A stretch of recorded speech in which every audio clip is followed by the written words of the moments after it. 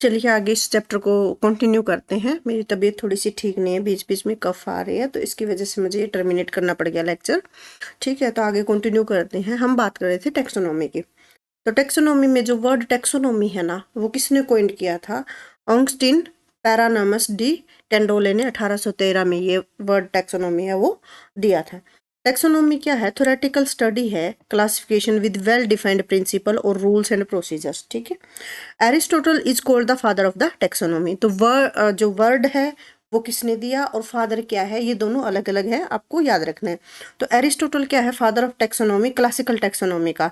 और जो Carl's Linnaeus है उसको फादर ऑफ मॉडर्न टेक्सोनॉमी कहा जाता है। तो क्वेश्चन ध्यान से अटेम्प्ट कीजिएगा, तो पूछ लेंगे कि क्लासिकल टेक्सोनॉमी का फादर कौन है? एरिस्टोटल। और मॉडर्न टेक्सोनॉमी पूछे तो कार्ल लिनियस। अब हम सिस्टमैटिक्स क्या है, मतलब सीक्वेंस क्या है। The objective of taxonomy and the systematic are very similar, मतलब कि उनके जो गोल्स हैं, क्लासिफिकेशन करनी है ऑर्गेनिज्म की रूल्स के अकॉर्डिंग। मेन क्राइटेरिया क्या होगा? आइडेंटिफिकेशन, डिस्क्राइब करना, उनका नाम की तरीके से अरेंज करना, कैसे उनको हम प्रिजर्व करेंगे, कैसे उनका डॉक्यूमेंटेशन करेंगे। तो ये सारे सिस्टमेटिक तरीके से किसी चीज़ की स्टडी करना। अब उसके बाद क्या है? Apart from the above sad features, evolutionary history भी हमें पता होनी चाहिए। कैसे इन्वायरमेंटल अडेप्टेशन, स्टार्टिंग में जो फीचर्स हमने पढ़े थे ना, वो सेम यहीं पे बार बार रिपीट किए गए हैं। हिस्ट्री ऑफ द क्लासिफिकेशन भी, क्या क्लासिफिकेशन की हिस्ट्री रही है? Early classification of organism were based only 2 criteria. कहते हैं कि जो पहले का क्लासिफिकेशन का सिस्टम था ना, वो सिर्फ 2 क्राइटेरिया के ऊपर बेस्ड था, बेनिफिशियल और harmful animals. An ancient classification system reorganized 5 animals group। और जो 5 एनिमल ग्रुप्स है इसके अंदर हमने बनाए कैसे? Domestic, wild, creeping, flying and sea animal. मतलब कि जो पालतू पशु हैं, जो जंगली पशु हैं, जो रेंग के चलते हैं, जो उड़ते हैं, और जो पशु मतलब जो जानवर हैं, जो एनिमल्स हैं, वो सी के अंदर रहते हैं। Initial the classification based on the organism fundamental characteristics, जैसे हैबिटेट और मोर्फोलॉजी ओनली। शुरू का जो क्लासिफिकेशन सिस्टम किया गया था ना, उसमें ऑर्गेनिज्म को सिर्फ हमने 2 ही कैरेक्टरिस्टिक के बेस पे डिवाइड किया था कि वो कैसे, मतलब किस जगह पे रहता है और दिखने में वो कैसा है, मतलब फिजिकल अपीयरेंस उसकी कैसे है। एरिस्टोटल की बात करें तो 384 to 322 BC was the first to classify all animal in his history of the animals। मतलब कि एरिस्टोटल की ये किताब थी जिसका नाम था book history of animal in Latin, या हिस्टोरी ऑफ एनिमल्स, ये इसकी बुक का नाम था। इसमें इन्होंने क्लासिफिकेशन के बारे में बताया था।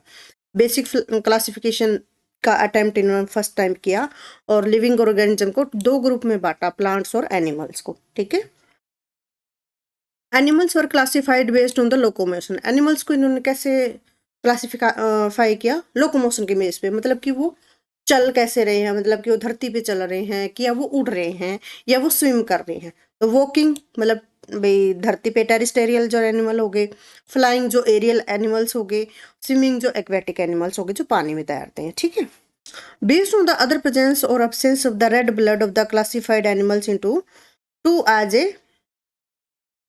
अनाइमा with blood with those without blood इनोज ए अनाइमा। मतलब कि ब्लड के तौर पे क्लासिफिकेशन करी, जिनका रेड ब्लड था अनाइमा, और जिनका नहीं था रेड ब्लड उनको एनानाइमा। ठीक है, तो ये 2 वर्ड हैं जो आपको याद रखने हैं। Aristotle classification system had limitations. Obvious सी बात है कि भी इतनी सिर्फ आपने मॉर्फोलॉजी देखी और चलने का, लोकोमोशन का सिस्टम देखा उनका, और सिर्फ ब्लड भी रेड है, ब्लू है, कैसा है, नहीं है, सिर्फ उसके बेस पे क्लासिफिकेशन कर दी, तो इसका मतलब लिमिटेशंस रही होंगी, और बहुत सारे ऐसे ऑर्गेनिज्म भी रहे होंगे जो उनकी क्लासिफिकेशन के सिस्टम में फिट नहीं बैठते थे। फॉर एग्जाम्पल अगर हम टेडपोल्स की बात करें, ये पैदा तो कहाँ पे होते हैं? ऑब्वियस सी बात है, फ्रॉग कि जो टेडपोल है वो वाटर में, जब गिल्स होते हैं तो सांस लेते हैं, और फिर उसके बाद जो अडल्ट फ्रॉग होता है वो लंग से रेस्पायर करता है, और उसके बाद लैंड पे भी रहता है और वाटर में भी रहता है। तो जो टेडपोल है या फ्रॉग है, अरिस्टोटल की क्लासिफिकेशन में फिट नहीं बैठता था। ठीक है, तो बहुत सारे ऐसे जीव जंतु थे जो इनकी क्लासिफिकेशन पे फिट नहीं बैठते थे। Aristotle classified organism based on the locomotion, इसलिए जो बर्ड, बैट, फ्लाइंग इंसेक्ट है वो ग्रुप कर गए एक साथ। मतलब कि जो पक्षी हैं और जो चमगादड़ है या फ्लाइंग इंसेक्ट है इन्होंने फ्लाइंग कैटेगरी में रख दिया। लेकिन इन्होंने क्या, अब देखो अगर हम ऑस्ट्रिच का एग्जाम्पल लें, एमू का लें, पेंगुइन का लें, है तो ये बर्ड लेकिन फ्लाई नहीं कर पाते। बिस्टुरमुर्ग हो गया, एमू हो गया, पेंगुइन हो गया, बर्ड की कैटेगरी में है लेकिन फ्लाई तो नहीं कर पाते, तो ये एरिस्टोटल की क्लासिफिकेशन में फिट नहीं बैठते। अब इनको कहाँ रखोगे? So Aristotle would not have classified them as a bird, इसलिए इन्होंने इनको बर्ड की कैटेगरी में भी नहीं रखा। तो ये थोड़ा सा एक बॉक्स में कुछ स्पीसीज इंफॉर्मेशन दी हुई है, देख लेते हैं। Karl Linnaeus is a father of the modern taxonomy, मैंने आपको बताया था, और एरिस्टोटल है वो क्या था? Father of the classical taxonomy. Hierarchy, hierarchical system इन्होंने दिया था, जो आज भी हम इस सिस्टम को मानते हैं। 8 डोमेन टैक्सा इसमें क्लासिफाई थे, और किंगडम कौन कौन से थे? फाइलम, और इन्होंने किसके ऑर्डर पे किया? फाइलम, क्लास, फैमिली, जीनस और स्पीसीज। तो 8 तरीके से इन्होंने अपना सीक्वेंस है वो सीरीज रखी, ठीक है। और ये आगे इन्होंने हिस्ट्री दी हुई है। एरिस्टोटल के बाद उनके स्टूडेंट हुए थियोपार्टस, उन्होंने भी आगे इस पे वर्क किया। किसके ऊपर वर्क किया? प्लांट्स के ऊपर किया। तो इसलिए इनको फादर ऑफ बोटनी के नाम से भी जाना जाता है। ये भी क्वेश्चन पूछा जाता है कि फादर ऑफ बोटनी को, फादर ऑफ बोटनी कौन थे? थियोफार्टस, ठीक है। उसके बाद आपने इसमें जो ध्यान रखना है, कार्ल लिनियस के बारे में मैंने आपको बता दिया है। अर्नस्ट हैकल के बारे में आप याद रख सकते हैं यहाँ पे। अर्नस्ट हैकल ने क्या इंट्रोड्यूस किया था? Method of representing evolutionary relationship, मतलब कैसे वो इवोल्व होता है कोई ऑर्गेनिज्म, एक ऑर्गेनिज्म और दूसरे ऑर्गेनिज्म में क्या आपस में कनेक्टिंग लिंक है। ट्री डायग्राम बताया जिसको कैलेडोग्राम कहते हैं, तो ये भी आपने याद रखना है। इसके थोड़ा सा ये वाला स्टेप है, आप याद रख सकते हो। फाइलोजेनेटिक ट्री भी इसको बोलते हैं, क्लेडोग्राम को। इसका दूसरा नाम पूछ लें तो ये भी आपको याद रखना है। फिर उसके बाद कि जो लेटर ऑन 4, 5, 6 किंगडम, मतलब अलग अलग किंगडम में डाइवर्सिटी को क्लासिफाई किया गया। जैसे R.H. विटाकर है, इस पे क्वेश्चन बहुत पूछा जाता है। इन्होंने प्रपोज किया था 5 किंगडम क्लासिफिकेशन, और इनकी क्लासिफिकेशन क्या थी? वो किंगडम क्या थे? मोनेरा, प्रोटिस्टा, फंगी, प्लांटिया और एनिमेलिया। तो इस तरह से ये सीरीज में लगाने के लिए भी पूछ लेते हैं। और 3 डोमेन ऑफ क्लासिफिकेशन क्या है, ये हम थोड़ा सा देख लेते हैं। 3 डोमेन क्लासिफिकेशन क्या है? ये प्रपोज किया था कार्ल वूज ने। किसने? कार्ल वूज ने, याद रखना है, और इसके कोवर्कर ने। इन्होंने क्लासिफाई किया ऑर्गेनिज्म को based on the difference in the 16 sRNA। RNA के अलग अलग टाइप होते हैं यूकैरियोटिक ऑर्गेनिज्म के अंदर, ठीक है। तो 16 sRNA की जीन के ऊपर इन्होंने क्लासिफिकेशन किया। 3 domain system at the taxon domain higher than the kingdom. तो यहाँ जो टेक्सोन डोमेन था वो किंगडम से हायर कैटेगरी पे रखा गया था। This system emphasis the separation of the prokaryotic into 2 domain. भी इसने प्रोकैरियोट्स को भी 2 डोमेन में बांटा, बैक्टीरिया और आर्किया। बैक्टीरिया और archaea, and all the other eukaryotes are placed in the domain Eukarya. तो मतलब 2 डोमेन थे, कौन कौन से थे? प्रोकैरियोटिक और यूकैरियोटिक। और प्रोकैरियोटिक में भी 2 डोमेन फर्दर डिवीजन करी, बैक्टीरिया और आर्किया, ठीक है। आर्किया में जो एक्सट्रीम फाइल्स होते हैं, मतलब जो एक्सट्रीम कंडीशन में जो चीज़ मिलती है, मेटाहेलोजेंस, हेलोफाइल्स और अदर जो बैक्टीरिया होते हैं। सिंपल बैक्टीरिया में साइनोबैक्टीरिया, यू बैक्टीरिया, ये इन्होंने रखे। और यूकैरिया में प्रोटिस्टा, फंगी, प्लांटिया और एनिमेलिया रखे, ठीक है। और किसके बेस पे इन्होंने क्लासिफिकेशन किया था? आरएनए के बेस पे, राइबोसोमल आरएनए के बेस पे। डोमेन आर्किया में अब देख लेते हैं, include single celled organism prokaryotics which have ability to grow in extreme condition. जैसे मैंने पहले बताया, आर्किया में जो एक्सट्रीम कंडीशन में सर्वाइव करते हैं बैक्टीरिया, यूनिसेलुलर, ठीक है। जैसे वोल्केनो के वेंट में, वेंट पता है ना वोल्केनो क्या होता है? जैसे वोल्केनो का जो मुंह है जहाँ से लावा निकलता है बाहर, उसको बोलते हैं वेंट। ओबी सी बात है, इतनी कोई हॉट कंडीशन में भी अगर कोई बैक्टीरिया मिल सकता है तो वो तो बहुत एक्सट्रीम हो गया, ठीक है। हॉट स्प्रिंग, जो पानी के झरने होते हैं गर्म पानी के, या बहुत ही बर्फीले इलाके, पोलर आइस वगैरह होती है, वहां पे जो मिलते हैं, तो इनको क्या बोलते हैं? एक्सट्रीमोफाइल्स बोलते हैं। They are capable of synthesizing their food without sunlight. Obvious सी बात है, तो आइस कैप में सनलाइट नहीं जा रही है वहां पे। और वोल्केनिक वेंट में भी सनलाइट नहीं जा रही और ऑक्सीजन भी वहाँ इनको नहीं मिल पा रही।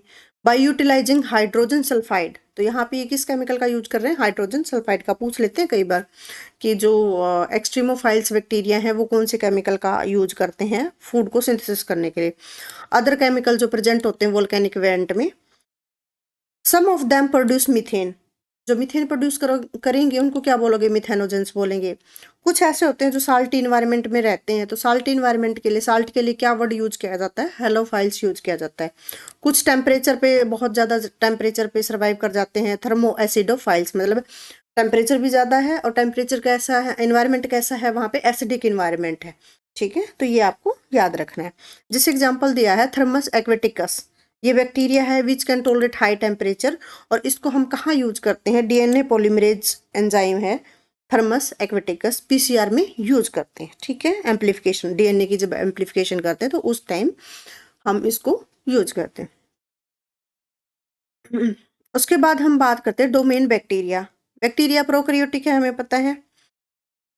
There cell have no definite nucleus, obvious सी बात है कि इनका कोई डिफाइंड न्यूक्लियस नहीं होता। डीएनए एग्जिस्ट सर्कुलर फॉर्म में होता है जिसको प्लाज्मिड कहते हैं, और हिस्टोन प्रोटीन नहीं होते इसके साथ जुड़े हुए, डीएनए के साथ हिस्टोन प्रोटीन जुड़े हुए नहीं होते, ये याद रखना है। They do not possess membrane bound organelles except ribosome, भी राइबोसोम कौन सा, 70S टाइप का, और कोई ऑर्गेनेल्स इसमें नहीं मिलेंगी। ठीक है, किसके अंदर, बैक्टीरिया के अंदर।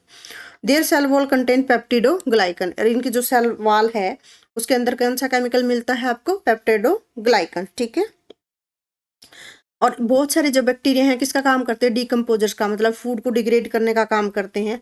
कुछ फोटोसिंथेसाइजर होते हैं भाई, धूप से प्रकाश से अपना जो फूड है वो सिंथेसाइज करते हैं। कुछ ऐसे होते हैं जो बीमारी पैदा करते हैं। These are the beneficial probiotic bacteria, कुछ ऐसे होते हैं कि जो बेनिफिशियल होते हैं, जैसे प्रोबायोटिक चलन चलता है ना, कई बार आप न्यूज वगैरह में देखते होगे या फिर कभी आपको रील्स वगैरह आ जाते होंगे कि प्रोबायोटिक्स लैक्टिक, मतलब कि कर्ड खाओ, या प्रोबायोटिक पाउच भी आते हैं कि इसमें प्रोबायोटिक बैक्टीरिया है। ठीक है, गट के लिए मतलब कि यूजफुल है। कुछ हार्मफुल होते हैं, ऑब्वियस सी बात है, जो हार्मफुल होंगे उनको क्या कहेंगे, पैथोजेनिक बैक्टीरिया कहेंगे। साइनोबैक्टीरिया क्या है, ये फोटोसिंथेटिक है, इनको ब्लू ग्रीन एल्गी भी बोलते हैं, जो कि ऑक्सीजन प्रोड्यूस करते हैं। और इनका की रोल है किसके अंदर, एटमॉस्फेरिक ऑक्सीजन का लेवल है उसको चेंज करने के लिए, from anaerobic to aerobic during the early geological periods, मतलब कब, जब हमारी अर्थ है वो इवोल्व हो रही थी तो उस टाइम जो एनवायरनमेंट था, ठीक है, उस टाइम इन्वायरमेंट था एरोबिक कंडीशन थे, मतलब ऑक्सीजन की कमी थी, कार्बन डाइऑक्साइड ज़्यादा थी, तो उस टाइम पे इन्होंने बहुत बड़ा एक की रोल प्ले किया था कि एनवायरनमेंट को ऑक्सीजनिक बनाया जाए। अब हम बात करते हैं डोमेन यूकार्या की, जिसकी बात करते हैं यूकैरियोट्स की। मल्टीसेलुलर ऑर्गेनिज्म होते हैं, डीएनए न्यूक्लियस, डिफाइंड न्यूक्लियस मिलेगा, मेम्ब्रेन बाउंड ऑर्गेनेल्स मिलेंगी, डीएनए मिलेगा, राइबोसोम 70S मिलेगा आपको, और 80S भी मिलेगा। ठीक है, 70S साइटोसोल में मिलेगा, मतलब सेल का जो प्लाज्मा है उसके अंदर मिलेगा, और 70S जो टाइप है क्लोरोप्लास्ट प्लांट्स के अंदर भी आपको मिलेगा, और क्लोरोप्लास्ट और कहाँ मिलेगा आपको, माइटोकॉन्ड्रिया के अंदर। Organism in this domain are classified under the kingdoms namely protist, fungi, plantae और एनिमेलिया। तो यूकैरियोटिक में और कौन सा आ गया, प्रोटिस्टा, फंगस, प्लांटे और एनिमेलिया। कावालियर स्मिथ था, इन्होंने रिवाइज किया था 6th kingdom system to 7 kingdom system, मतलब 7 किंगडम सिस्टम से कहाँ पे लेके आए, 7th किंगडम सिस्टम पे। The concept of super kingdom was introduce revise to 7 kingdom classification. तो इस क्लासिफिकेशन में 2 सुपर किंगडम कौन कौन से आगे, प्रोकैरियोटा एंड द यूकैरियोटा, और 7 किंगडम, मतलब कि यहाँ पे इन्होंने प्रोकैरियोटा और यूकैरियोटा को अलग अलग तरीके से डिवाइड कर। यूकैरियोटा में भी 2 किंगडम, जैसे मैंने पहले आपको बताया था, यू बैक्टीरिया और आर्के बैक्टीरिया, और 5 यूकैरियोटिक किंगडम जो प्रोटोजोआ, प्रोमिस्टा, फंगी, प्लांटे और एनिमलिया। कर्ड का जैसे मैंने आपको पहले भी एग्जांपल दे दिया था, ये बॉक्स में भी आ गया, मतलब मैंने पहले ही बता दिया था लेकिन अब बाद में आ गया। Curd is one of the best source of probiotic, जिसमें लैक्टोबैसिलस जो बैक्टीरिया है वो होता है। 3 डोमेन है, आर्किया, बैक्टीरिया और eukaryota. Traditional 5 kingdom, monera, protista, fungi, plantae, animalia. 6 kingdom पूछ ले आपसे, bacteria, archaea, protista, fungi, plantae और एनिमलिया। और अगर कोई 7 की बात करें, eubacteria, archaebacteria, protozoa, chromista, fungi, plantae और एनिमलिया। ठीक है।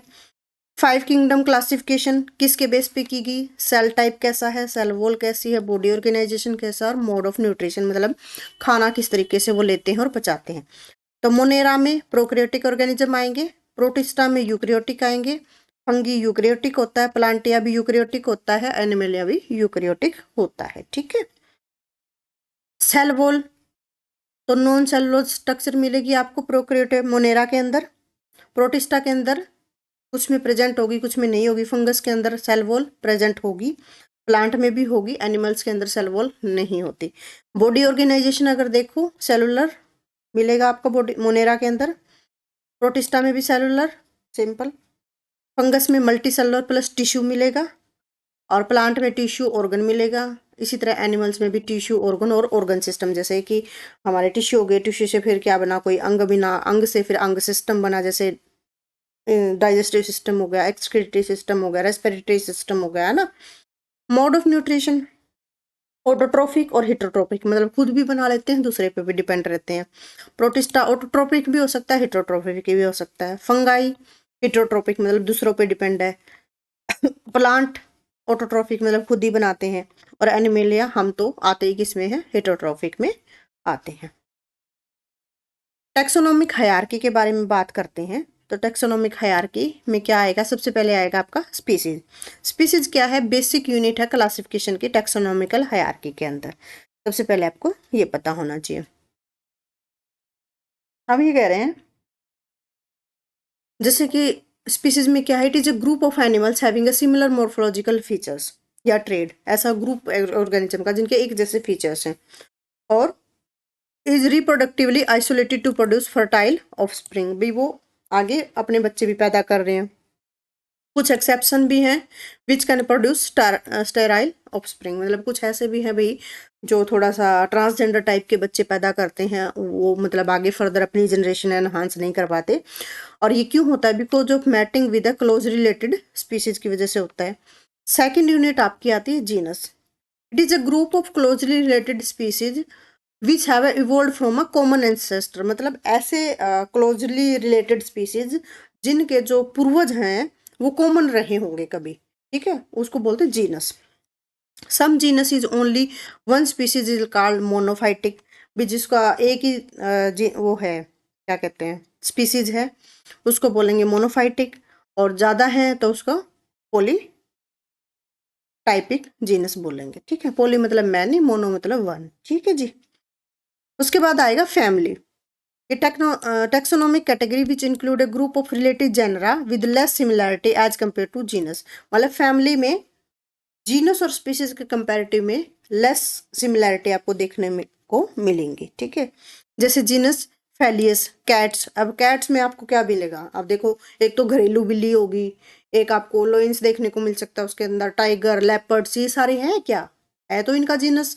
फिलस ही मतलब कि कैट कैट की ही कैटेगरी में आते हैं, लेकिन इनका साइज, इनका रहने का तरीका, इनका वे ऑफ न्यूट्रिशन, हैबिटेट सब डिफरेंट है।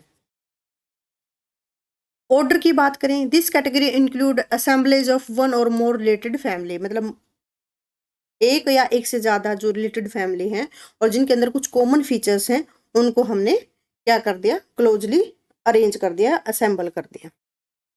जैसे कि कार्निवोरा ऑर्डर है, मतलब उसमें जो मांस खाने वाले जीव जंतु हैं उनको हमने किस कैटेगरी में रख दिया, किस ऑर्डर में रख दिया, कार्निवोरा में रख दिया।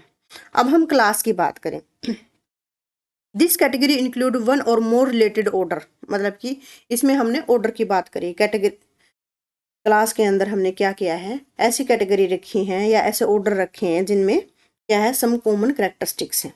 For example, primata comprising monkey, apes, man is placed in the class mammalia. Mammalia में प्राइमेट्स जो ग्रुप के ऑर्गेनिज्म होते हैं, मंकी, एप्स और मैंस, इसमें किसमें अंदर रखे हमने, क्लास मैमेलिया में। किसमें, मैमेलिया, क्लास मैमेलिया है, ऑर्डर प्राइमेटा है। अब प्राइमेट्स में जो क्या आता है, मंकी भी आता है, एप्स भी आता है और मैन भी आता है।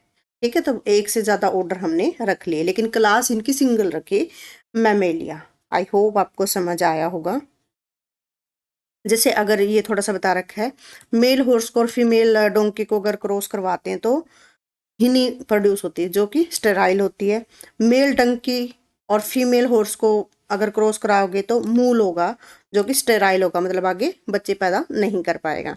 मेल लोयन और फीमेल टाइगर को अगर हम करें रिजल्ट इनकी मैटिंग करवाएंगे तो लाइगर प्रोड्यूस होगा। मेल टाइगर और फीमेल लोयन की करेंगे तो टाइगोन प्रोड्यूस होगा। ये इनके मतलब जो आगे ऑफस्प्रिंग है उनके नाम है।